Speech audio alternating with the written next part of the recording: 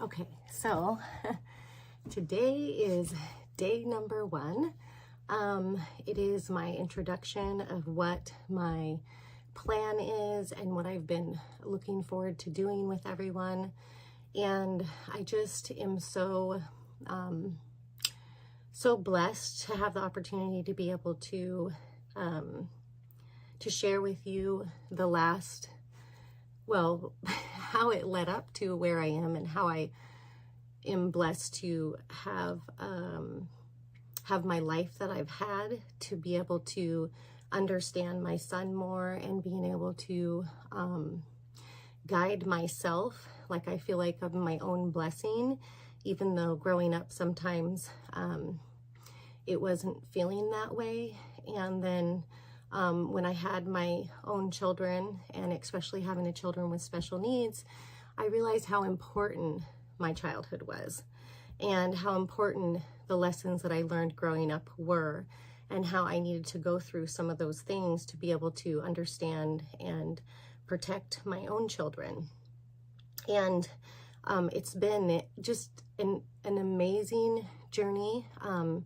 And I wish many years ago I could have started sharing, but unfortunately I didn't have access to internet because I live in rural Alaska. And right when the pandemic happened, probably a little bit in, they put a tower up by our house and I was able to get internet. And at that point I started sharing more than just on my personal page with my friends and family. I decided to start sharing because it literally was something that I felt like I needed to do, because I have so much inside of me that other people don't understand. When I was born, my mom, before I was born, my mom had a mental breakdown, and she ended up and never recovered. My siblings are 13, 16, and 18 years older than me, and they knew a mom different than what I knew as a mom. And it was always something to me that I wanted to ask a lot of questions about my mom, because it was hard to grow up with a mom that had a mental illness. Especially living in a small town. It was quite interesting, to say the least, and I will definitely go through some stories and stuff to kind of give you guys an idea of what I got to learn through my mother.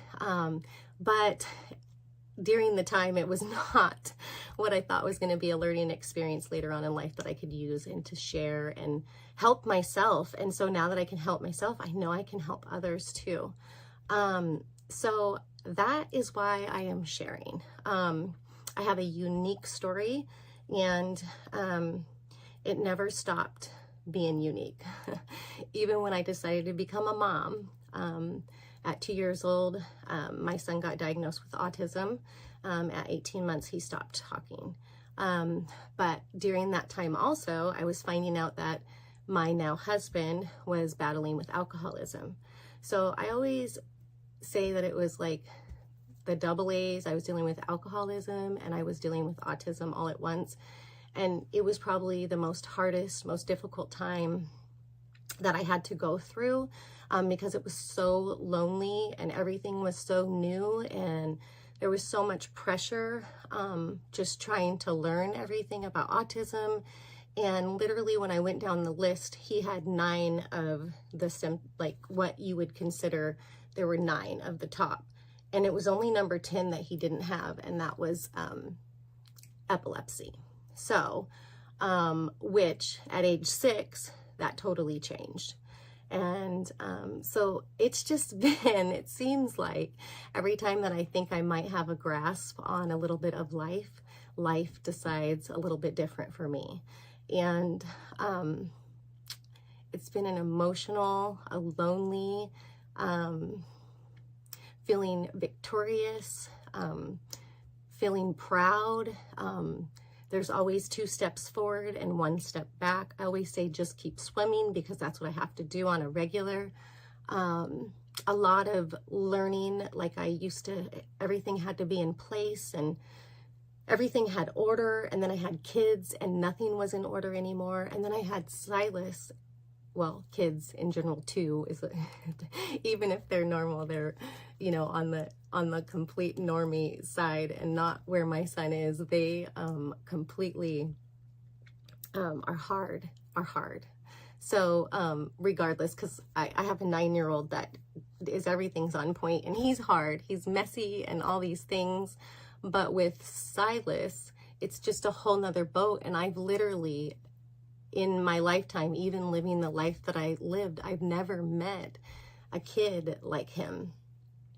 One of the things that I was told before I found out Silas had autism was they were trying to explain things to me about like autism and how, like, you know, we are the aliens in the world to them. Like, they're fine and we're the ones that are like overly thinking things and doing all this stuff. And it always kind of stuck with me, like, you know, that maybe the autistic people and, you know, they're not the ones that are different, but we are, you know. And I was like, I never really thought about it that way. But maybe that is the case, because I feel like Silas has always had like a special, like, he can't say a word, but he has a special, lots and lots of special gifts without words. And that is like beyond what most of us can give people. Like, we have to speak to be able to teach. And my son does not have to speak to teach. And he's been one of my biggest teachers. And I just don't even know, I don't even know where to begin with that, because it's been such a crazy long journey. But I did want to just kind of start this off and give everybody kind of the lowdown on where I'm going with this and what my plans are. And the end game is, for me, obviously, to share my story, to connect, because this is a lonely road, but also to give people hope. I know that when Silas was first diagnosed, I went through all the emotional roller coasters that we all do when we find out anything's wrong with our children. But I do know that when you have a severe special case like me, it's a nonstop roller coaster. I can't even describe. I feel like some parts of my parenting, even though I'm a stay-home mom, I was in survival mode most of the time, which makes me feel like I lose time a lot of times. I know that I've lost a lot of people during this journey. I know that I've gained a lot of people during this journey, but it's all been really hard. And I want people to know that the hardness is all different levels. So, like, I don't feel like it ever gets like 100% easy. I don't think it ever does, with even if you have a kid that's not on the spectrum. I think they need you from the time they're born to the time they graduate high school, and then long after that. But I do feel that it's a lot more difficult to navigate when you have a kid with severe autism, and that's nonverbal. It's just really hard to navigate. But I feel like we are doing a pretty darn good job. And that's another reason I want to share, is because we've overcame so many things, like potty training. I never thought that would happen. And but I also never gave up. And that's one thing that you have to do with your children, is never give up and don't ever set limitations for them. I caught myself doing that the other day. His grandparents want to try a new talking a way for him to communicate. And I feel like I kind of was shutting it down, maybe, or doing that is because so many times right during the time of going through this journey, people have told me that they thought my son was going to talk. And, you hope that that's going to happen, because who doesn't want to know what's going on in their mind? So now when people say that to me, I think I protect myself because I don't want that disappointment. But then I realize, like, why would I do that? Because I don't ever give up, right? And anybody that ever said that to me, kudos to you guys, because even if you didn't get him to talk, you were willing to try, and that is amazing. And I just wanted to say thank you for that. And a lot of you know who you are. And that's what I do with just keep swimming, because I just keep swimming. And even though a lot of times you come into roadblocks that hurt so bad that they rock your heart, you just have to know that those roadblocks are just in the moment, and that things are going to get better, but they're going to get different. But don't give up, and don't ever think, that, like I did the other day. I actually felt guilty for thinking that. But, and that's another thing, is try not to be hard on yourself. I'm my worst critic. I've always been my worst critic, and I'm so uplifting and so good with my words for other people, but I have a hard time doing that for myself sometimes. But during this time of talking about Silas, I want to be real, raw, and I want this to help people. And I also want it to help me, because I know that I've always been someone that likes to help people. And having a son with severe disabilities, I can't go to the senior center and read to the elderly. I can't do those things. That used to keep my heart and soul like on fire.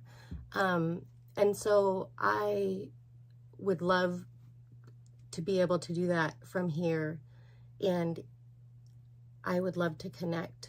I think that's why I want to share, is because so I can find, the people that need to also find that connection and that community, because it's so very important. And I have been wanting to do this for a while, but I was afraid of breaking down. I'm afraid of saying the wrong thing. I'm afraid of all the things that anyone would be afraid of when they're putting their emotions out there. But at the same time, I don't really care about how people perceive me or think about me, and I really have never. So for that, I don't know why I was so nervous to cry on a live or to get emotional, but it's something that I don't really like doing. But like I tell people all the time, that most of my conversations are hard because my life has never been really easy. Like, it's been good, and I'm glad that I've experienced all the experiences because it's made me. But at the same time, it's not been easy. And it won't be easy, because I plan to take care of my son for as long as I can. And I'm just going to do the best I can. And I'm hoping that we can help each other, keep it together. And this will be a safe place that you can come talk to me. I have people all the time that message me when I would share on my personal page. There's a lot of people that I know their kids are autistic, but people don't know. A lot of people silently suffer a loneliness, like they feel alone. And, you don't want to label your child or anything. But Silas's story doesn't have to be like that. And I don't have to hide him. I love my son, and I would love to let what he's taught me and give that back to everybody else. I hope to be able to get him a little bit more in maybe some of the podcasts, so you guys can hear him, or not podcasts, but yes, I'm going to be doing a podcast too, and Facebook, and I'm doing it all. And go big or go home, they say, right? And so but I just know this is where I'm meant to be. And for locals, I want y'all to know that I am going to be setting up a cheat sheet to have that if you know anyone that's, just found out their child has autism or is going through some things that they need a little bit extra help in, I definitely have so many resources and so many ways to guide you. That was one thing, living in a small community and not having the, I don't know if you can hear my bird in the background, but, and not knowing what the resources were or where I needed to get help from. It was really super hard being guided. And I don't know if it's like that in big cities or not, but I definitely know it was a really big struggle, and sometimes I would leave places just crying because I just didn't even know how to help my son, you know, the right way. But I think that's where I'm gonna leave off, and I hope you all enjoyed, and I plan to come on every Monday at 5, no, I take that back, every Sunday at 5 p.m. Alaska time, and then I think it's 6 p.m., 7 p.m., 8 p.m., and 9 p.m., and that is how it goes. So depending on where you are on the map. But I hope you all have a wonderful day and or evening wherever you are, and I appreciate each and every one of you for taking the time to listen, and I'm excited to share for next week. I will start where I start. I have like an outline, and this is just kind of the intro to kind of give you the raw me and kind of let you know my story and where I'm going with everything. So yeah, I hope you all have a wonderful evening or day.